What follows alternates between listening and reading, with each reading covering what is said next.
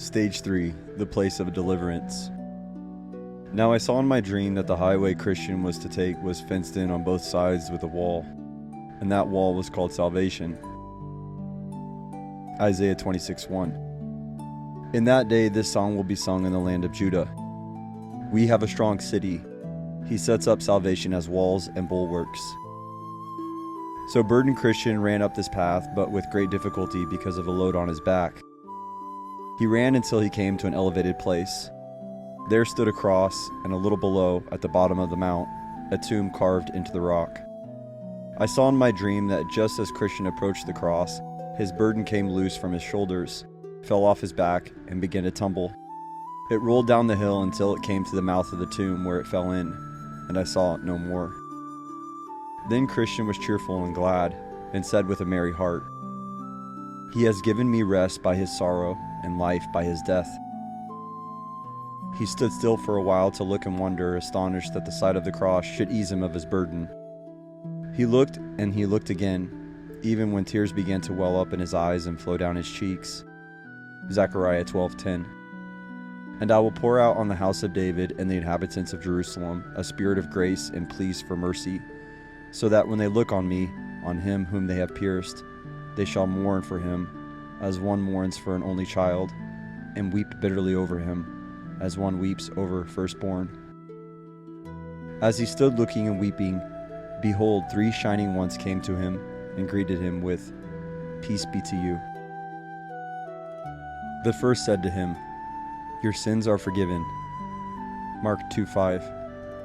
And when Jesus saw their faith, he said to the paralytic, "Son, your sins are forgiven." The second stripped him of his rags and clothed him with new garments.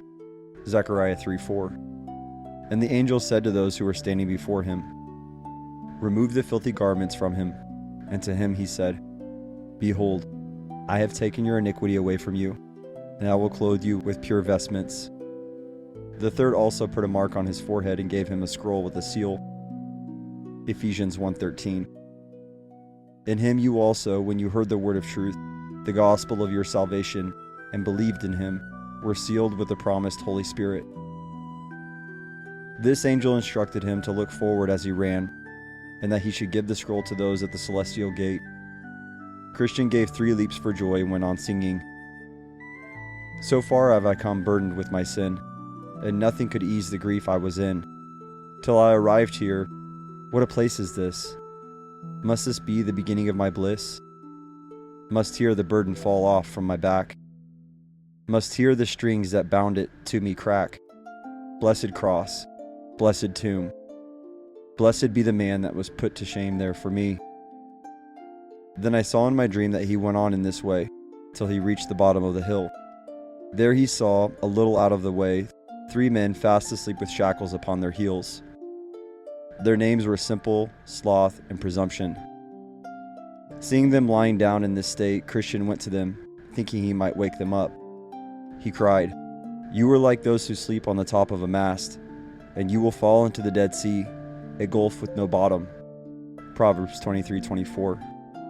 You will be like the one who lies down in the midst of the sea, like one who lies on the top of a mast.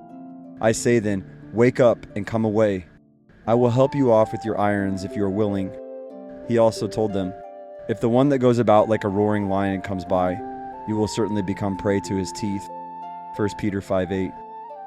Be sober-minded, be watchful. Your adversary the devil prowls around like a roaring lion, seeking someone to devour. With that they looked upon him and began to reply in this way. Simple said, "I see no danger." Sloth said, "Oh, only a little more sleep." And Presumption said, "Every tub must stand on its own bottom." And so they lay down to sleep again, and Christian went on his way. Yet he was troubled to think that men in that sort of danger would so easily disregard the kindness of someone who was so freely offered to help them by waking them up, offering them counsel, and offering to help them take off their irons. As he was troubled, he caught sight of 2 men not far off who came tumbling over the wall on the left side of the narrow path, and they quickly made their way to him. The name of one was Formalist, and the name of the other was Hypocrisy. They approached him, and he spoke with them. "Gentlemen," said Christian, "from where have you come, and to where do you go?" Formalist and hypocrisy replied, "We were born in the land of vainglory, and are going for praise to Mount Zion." "Why did you not enter at the gate at the beginning of the path?" Christian asked. "Did you not know that it is written that he who does not enter the sheepfold by the door, but climbs in another way, that man is a thief and a robber?" Hypocrisy answered, "All know that gate is much too far to enter. The people of our town have made a shortcut of it by climbing over the wall, as we have done." John 10:1. "Truly, truly, I say to you, he who does not enter the sheepfold by the door, but climbs in by another way, that man is a thief and a robber." Christian questioned further, "But will it not be counted as a trespass against the Lord of the city to where we are headed by violating his revealed commands?" Formalist said, "As for that, you do not need to trouble yourself. This is the custom of our town, and I can produce, if needed, testimonies that prove it has been done this way for more than 1,000 years." "But," said Christian, "will you stand a trial at law?" To this, hypocrisy answered, "This custom has existed for so long, it would undoubtedly now be admitted as a legal entrance by an impartial judge. And besides," Formalist said, "if we get onto the path, what does it matter which way we get in? If we are in, we are in. From our understanding, you are merely on the path because you came in at the gate, and we are also on the path by tumbling over the wall. At which point now is your condition better than ours?" "I walk by the rule of my master," replied Christian. "You walk by the rule of your own desires. You are counted thieves already by the Lord of the way. This is why I doubt you will be found as true men at the end of the way. You come in by yourselves without his discretion, and you shall go out by yourselves without his mercy." They did not say much to this, only suggesting he look to himself. Then I saw that they went on, every man in his way. They did not say much to each other except that these two men told Christian, "Without a doubt, we follow the laws and ordinances just as you do." They said, "We do not see how you differ from us, except by the coat on your back, which we believe was given to you by some of your neighbors, to hide the shame of your nakedness." "By laws and ordinances, you will not be saved," declared Christian, "since you did not come in by the door." Galatians 2:16. "Yet we know that a person is not justified by works of the law, but through faith in Jesus Christ. So we also have believed in Christ Jesus, in order to be justified by faith in Christ, and not by works of the law, because by the works of the law, no one will be justified. And as for this coat on my back, it was given to me by the Lord of the place to which I go, and that, as you say, to cover my nakedness. I take it as a token of kindness to me, for I had nothing but rags before. Besides, in this way, I comfort myself as I go. Surely when I come to the gate of the city, I think the Lord there will surely recognize me, since I have his coat on my back. A coat that he gave me freely on the day he stripped me of my rags. I also have a mark on my forehead, which perhaps you have not noticed. One of the shining ones put it there on the day that my burden fell off my shoulders. On top of that, I will tell you that a sealed scroll was given to me, so I may be comforted by reading it as I go on the way. I was also instructed to turn in at the celestial gate, as a sign that I would certainly enter after handing it over. All of these things I doubt you want, and do not want them because you did not come in at the gate." To this they gave him no answer. They only looked at each other and laughed. Then I saw that they all went on, although Christian, unlike before, only talked with himself, sometimes comfortably but sometimes with sighing. He would also often read from the scroll that one of the shining ones gave him, by which he was refreshed. I beheld then that they all went on till they came to the foot of the hill called Difficulty, at the bottom of which there was a spring. There were also in the same place two other paths besides that which came straight from the gate. One turned to the left and the other to the right, both at the bottom of the hill. But the narrow way went right up the hill, and the name of the way going up the side of the hill is called Difficulty. Christian went to the spring and drank from it to refresh himself, and then he began to go up the hill, saying, "The hill, though high, I yearn to ascend. The difficulty will not me offend, for I believe the way to life lies here. Come, cheer up heart, let's neither faint nor fear. Better though difficult the right way to go, than wrong, though easy, where the end is woe. Isaiah 49:10. They shall not hunger or thirst, neither shall scorching wind, nor sun shall strike them. For he who has pity on them will lead them, and by springs of water will guide them. The other two also came to the foot of the hill, but when they saw that the hill was steep and high, that there were two other ways to go, they supposed that these two paths might join again with the one Christian went up on the other side of the hill.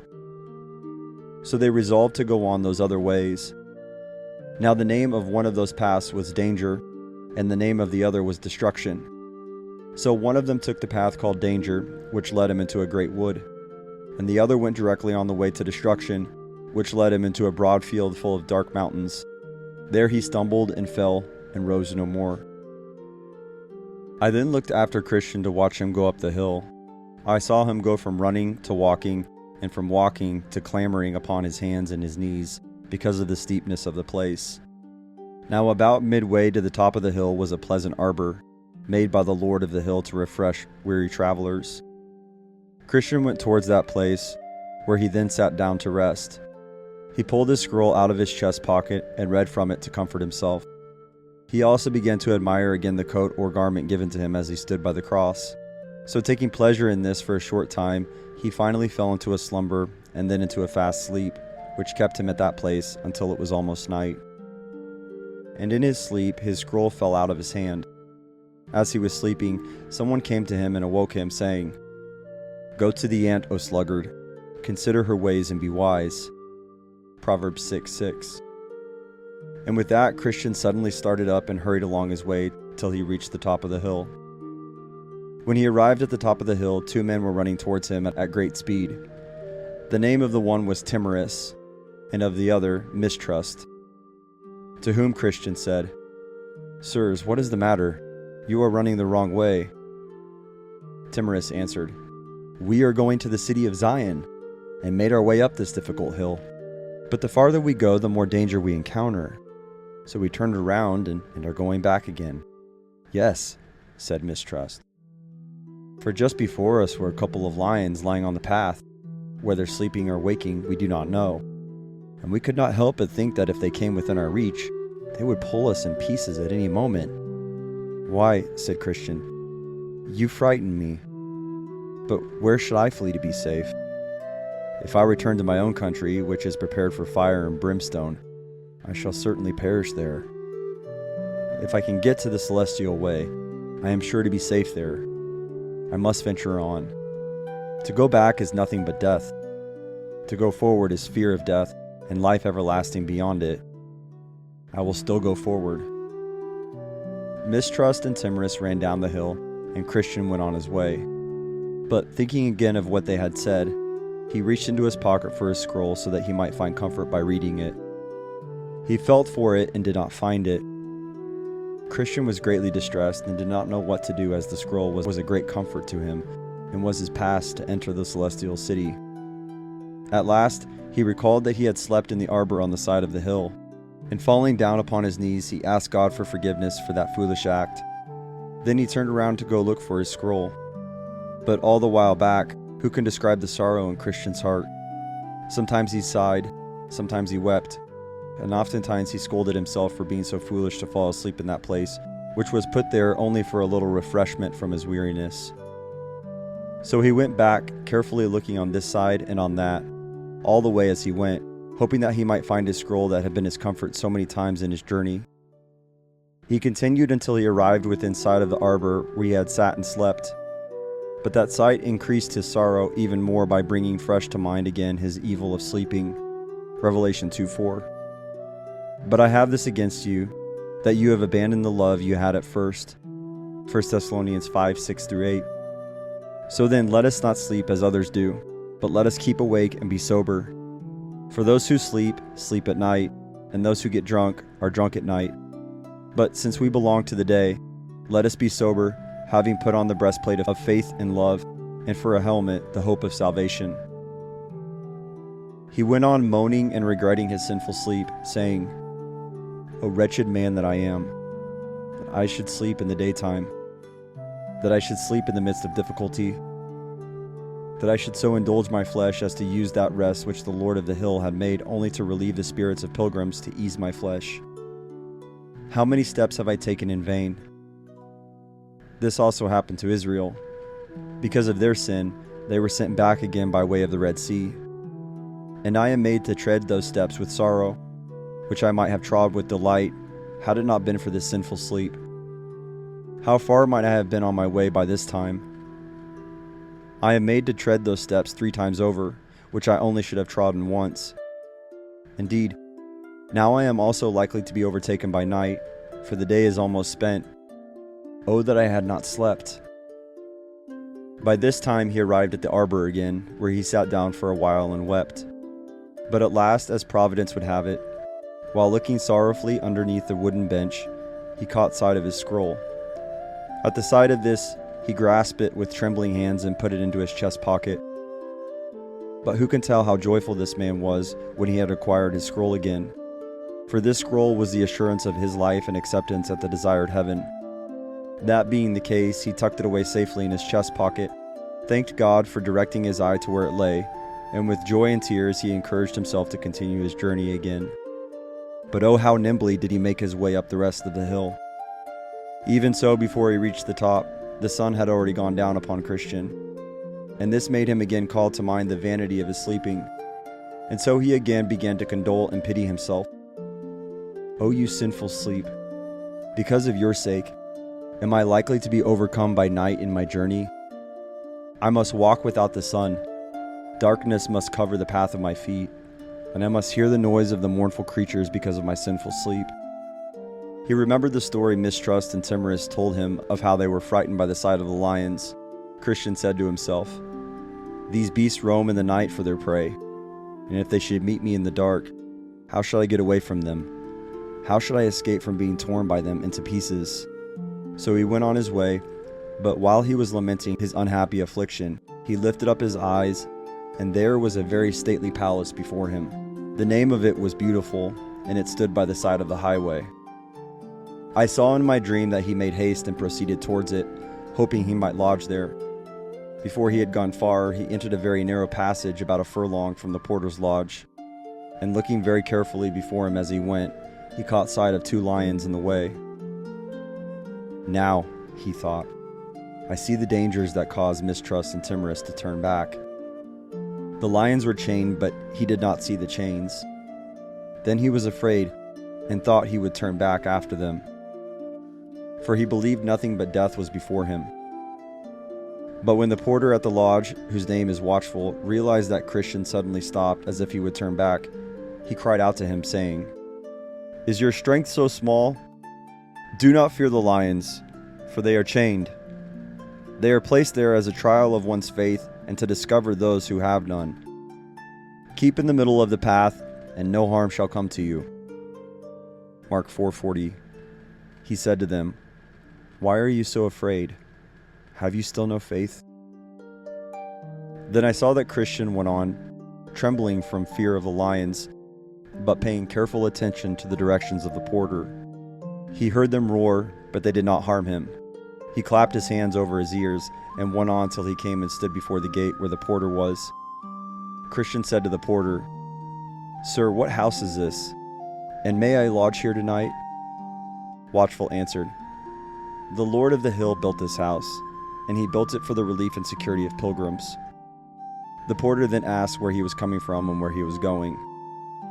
"I have come from the city of destruction, and am going to Mount Zion," replied Christian. "But because the sun has now set, I desire to lodge here tonight if I may." "What is your name?" inquired Watchful. "My name is now Christian," he replied, "but my name at first was Graceless." Watchful asked, "But why are you arriving so late? The sun has already set."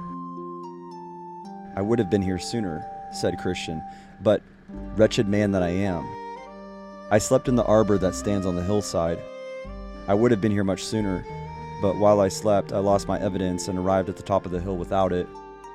And then feeling for it and not finding it, I was forced with a heart full of sorrow to go back to where I'd slept. I found it there, and now I have come." "Well," said Watchful, "I will call for one of the young maidens of this place. If she approves of you, she will introduce you to the rest of the family according to the rules of the house." So the porter rang a bell, at the sound of which a grave, beautiful young lady came out of the door of the house. Her name was Discretion, and she asked why they had called. Watchful answered, "This man is on a journey from the city of destruction to Mount Zion, but weary and overtaken by night, he asked me if he might lodge here tonight.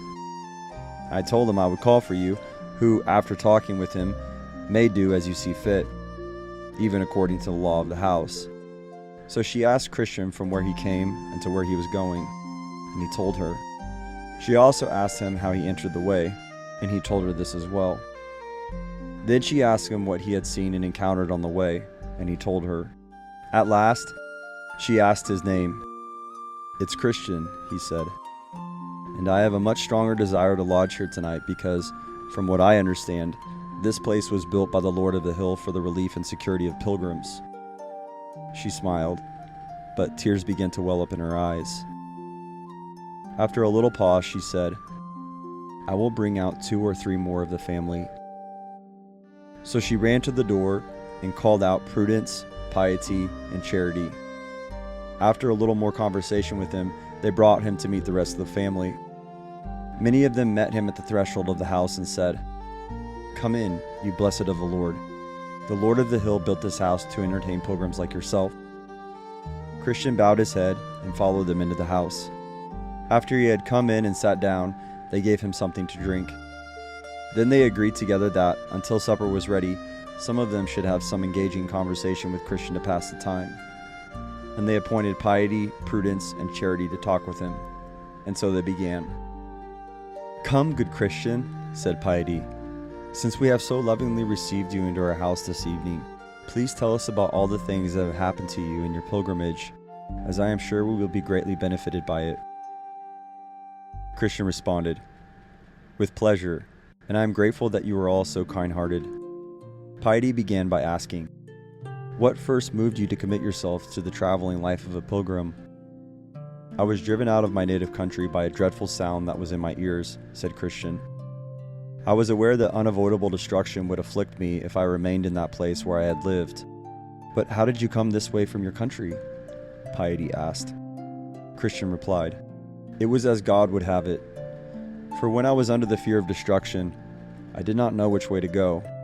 But as it so happened, even as I was trembling and weeping, a man approached me whose name was Evangelist, and he directed me to the narrow gate, which I would have never found, and by doing so he put me on the path that has led me directly to this house." Piety asked, "But did you not pass by the house of the interpreter?" "Yes," said Christian, "and I saw such amazing things there, which I will remember as long as I live. Especially 3 things: how Christ, despite Satan, maintains his work of grace in the heart; how the man had sinned himself, quite out of hopes of God's mercy; and the dream of the one that thought the day of judgment had come while he slept." "Oh, did he tell you his dream?" asked Piety. Christian replied, "Yes, and a dreadful one it was, I thought. It made my heart ache as he told it, but I am still glad I heard it." Piety asked, "Was this all you saw at the house of the interpreter?" "No. He took me to see a stately palace," said Christian. "There the people in it were clad with gold. And then came a daring man who cut his way through the armed men that stood in the door to keep him out. And then he was invited to come in and win eternal glory. It seems to me that those things delighted my heart. I would have stayed at that good man's house for a good year, but I knew I had farther to go." "What else did you see on the way?" Piety asked. "See, I went but a little farther," said Christian, "and I came to the place of Deliverance. Then I saw one hanging, bleeding upon a tree, and the very sight of him made my burden fall off my back. I had groaned under a weighty burden, but then it fell off of me. It was strange to me, for I had never seen such a thing before. Yes, and while I stood looking up, for then I could not keep myself from looking, 3 shining ones came to me. One of them testified that my sins were forgiven. Another stripped me of my rags and gave me this embroidered coat which you see. And the third set the mark you see on my forehead and gave me this sealed scroll. And with that, Christian plucked it out of his pocket. Piety asked, "But you saw more than this, did you not?" Christian replied, "I have only shared about the best things that have happened. I did see others. I saw 3 men, simple, sloth, and presumption, lie asleep a little out of the way as I came. They had irons upon their heels. But do you think I could have woken them? I also saw formality and hypocrisy come tumbling over the wall to go, as they pretended, to Zion, but they were quickly lost. Even though I did tell them the right way to go, they would not believe me. Above all, I found it hard to work to get up this hill and equally hard to pass by the lions' mouths. Truly, if it had not been for the good man, the porter who stands at the gate, I might have turned back again after all. But I thank God I am here, and I thank you for receiving me." Then Prudence thought it would be good for her to ask him a few questions and desired to hear his answers. Prudence asked, "Do you ever think about the country from which you came?" "Yes," replied Christian, "but with much shame and detestation. Truly, if I had desired that country from which I came, I may have taken the opportunity to have returned. But now I desire a better country, that is, a heavenly one." Hebrews 11:15 and 16. If they had been thinking of that land from which they had gone out, they would have had opportunity to return. But as it is, they desire a better country, that is, a heavenly one. Therefore, God is not ashamed to be called their God, for he has prepared for them a city. "Even still, do you not carry with you some of the things that you were acquainted with them?" Prudence asked.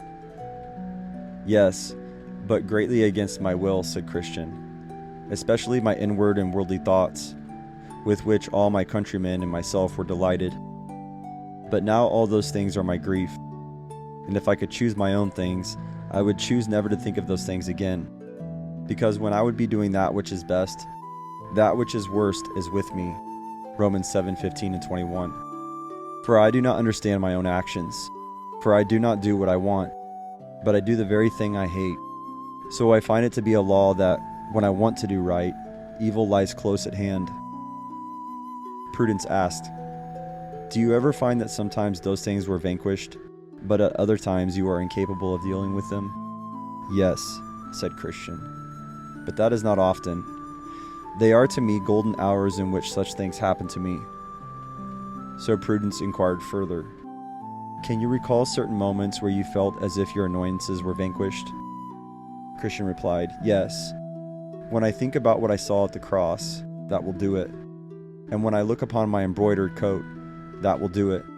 And when I look at the scroll which I carry in my coat pocket, that will do it. And when I think freely about the place where I am going, that will do it." "And what makes you so desirous to go to Mount Zion?" Prudence asked. "Why, there I hope to see him alive that hung dead on the cross," said Christian. "There I hope to be rid of all those things within which are an annoyance to me to this day. There they say there is no death." Isaiah 25:8. "He will swallow up death forever, and the Lord God will wipe away tears from all faces, and the reproach of his people he will take away from all the earth. For the Lord has spoken. And there I shall dwell with the company I desire most. To tell you the truth, I love him, because by him I was eased of my burden, and I am weary of my inward sickness. I would gladly be where I shall die no more, and with the company that shall continually cry, Holy, holy, holy." Revelation 21:4. "He will wipe away every tear from their eyes, and death shall be no more. Neither shall there be mourning, nor crying, nor pain any more, for the former things have passed away." Then Charity asked Christian, "Do you have a family? Are you a married man?" Christian replied, "I have a wife and 4 small children." "And why did you not bring them along with you?"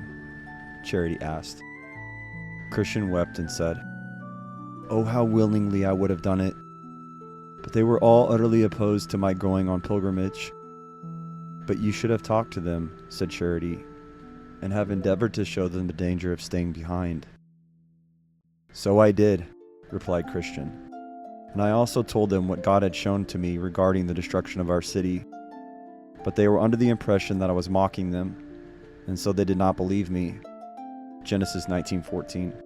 So Lot went out and said to his sons-in-law, who were to marry his daughters, "Up, get out of this place, for the Lord is about to destroy the city." But he seemed to his sons-in-law to be jesting. Charity asked, "And did you pray to God that he would bless your counsel to them?" "Yes, and with much affection," said Christian. "For you must understand that my wife and poor children are very dear to me." "But did you tell them of your own sorrow and fear of destruction?" asked Charity. "For I suppose that destruction was visible enough to you." "Yes, over and over and over," said Christian. "They might also see my fears on my face, my tears, and my trembling under the alarm of that judgment that hung over our heads. But nothing was sufficient enough to persuade them to come with me." So Charity inquired, "What reasons did they give for not coming?" Christian replied, "Why, my wife was afraid of losing this world, and my children were given to the foolish delights of youth. So because of one thing or another, they left me to wander in this manner alone. But did you not, with your sinful living, dampen the words that might have persuaded them to come with you?" asked Charity. "Indeed, I cannot commend my life, for I am too aware of my many failings within it," said Christian. "I also know that through this conversation, as a man may soon topple, through argument or persuasion, what he labors to convince others of for their good. Yet I can say that I was very weary of giving them reasons, by any becoming action, to make them opposed to going on pilgrimage. Yes, for this very reason they would tell me I was too precise, and that I denied myself the things, for their sakes, in which they saw no evil.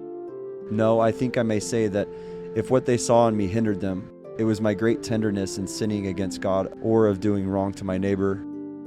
"Indeed," replied Charity, "Cain hated his brother because his own works were evil and his brother's righteous. If your wife and children have been offended by you for this, they only show that they are not appeased by good.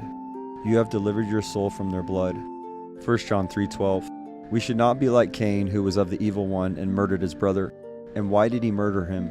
Because his own deeds were evil and his brother's righteous." Ezekiel 3:19. "But if you warn the wicked, and he does not turn from his wickedness, or from his wicked way, he shall die for his iniquity, but you will have delivered your soul." Now I saw in my dream that they sat talking together in this way until supper was ready. Then they sat down to dine.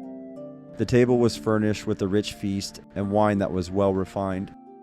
And all their talk at the table was about the Lord of the hill, more specifically about what he had done, for what he did, and why he had built that house. And from what they said, I came to understand that he had been a great warrior and had fought with and slain the one who had the power of death. Hebrews 2:14 and 15. Since therefore the children share in flesh and blood, he himself likewise partook of the same things, that through death he might destroy the one who has the power of death, that is, the devil, and deliver all those who through the fear of death were subject to lifelong slavery, but not without great danger to himself, which made me love him even more. For as they said, and as I believed, said Christian, he did it with the loss of much blood, but that which put the glory of grace into all he did was that he did it out of pure love for his country. And besides, some of the household said they had been with and spoken with him since he died on the cross. They have witnessed that they heard it from his own lips, that he is such a lover of poor pilgrims, and that such love is not to be found from the east to the west. They also gave an example of what they affirmed, that he had stripped himself of his glory, so he might do this for the poor. They also heard him say and affirm that he would not dwell alone in the mountain of Zion. On top of that, they said that he had made many pilgrims princes, though they were born beggars by nature, and their original dwelling had been the dunghill. 1 Samuel 2:8. He raises up the poor from the dust. He lifts the needy from the ash heap, to make them sit with princes and inherit a seat of honor. For the pillars of the earth are the Lord's, and on them he has set the world. Psalm 113 verse 7. He raises the poor from the dust and lifts the needy from the ash heap. So they engaged in conversation together till late at night, and after they had committed themselves to their Lord for protection, they decided to rest. They brought the pilgrim to a large upper bedroom whose window opened toward the rising sun. The name of the room was Peace, and Christian slept there till dawn. Then he awoke and sang, "Where am I now? Is this the love and care of Jesus for the men who pilgrims are? So to provide that I should be forgiven and dwell already the next door to heaven." In the morning they all arose, and after some more discussion they told him that he should not depart till they had shown him the marvels of that place. First they brought him into the study, where they showed him records of the greatest antiquity, in which, as I remember in my dream, they showed him the pedigree of the Lord of the Hill, that he was the son of the Ancient of Days, who reigns forevermore. There was also more fully recorded the acts that he had done, also the names of many hundreds he had taken into his service, and how he had placed them in such places of residence that could neither by length of days nor decays of nature be dissolved.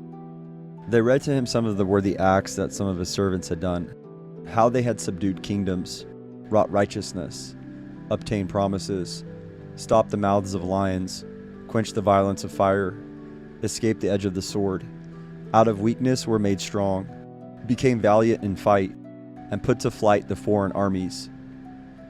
Hebrews 11:33-34, who through faith conquered kingdoms, enforced justice, obtained promises, stopped the mouths of lions, quenched the power of fire, escaped the edge of the sword, were made strong out of weakness, became mighty in war, put foreign armies to flight.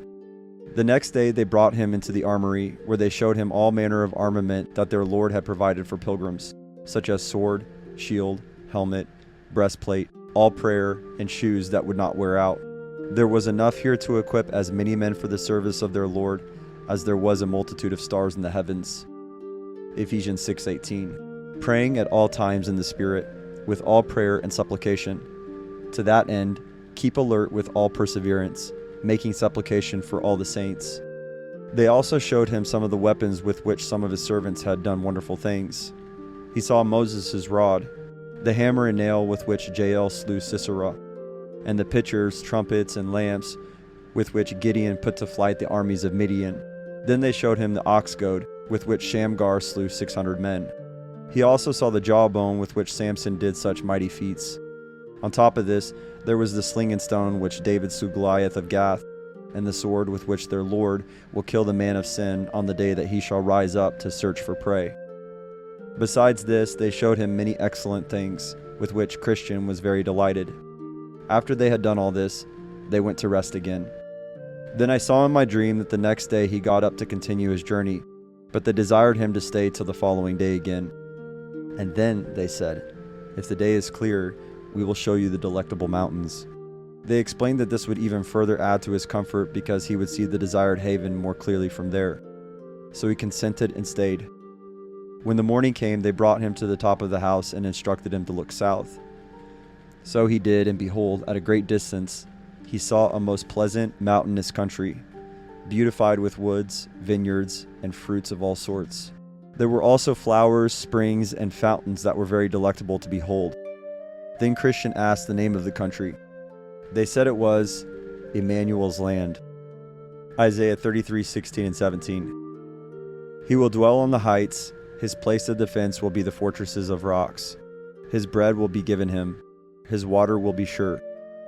Your eyes will behold the king in his beauty. They will see a land that stretches afar, and it is a common land, they said, as this hill is, to and for all the pilgrims. And when you arrive there, you may see from that place all the way to the gate of the celestial city, as the shepherds that live there will reveal to you. Now he thought that he should set out, and they agreed that he should. But first, they said, let us enter again into the armory. When they arrived there, they equipped him from head to foot with what was of great strength for fear that he might encounter physical attacks on the way. He was fitted with the finest armor and walked out with his friends to the gate. There he asked the porter if he saw any pilgrims pass by. Watchful answered, yes. Why, did you know who it was? Said Christian. I asked his name, replied Watchful, and he told me it was Faithful. Oh, said Christian, I know him. He is my townsman, my near neighbor. He comes from the place where I was born. How far do you think he may have gone already? Watchful replied, by this time he has probably made his way below the hill. Well, good porter, said Christian, the Lord be with you, and may his blessings to you increase for the kindness you have shown me.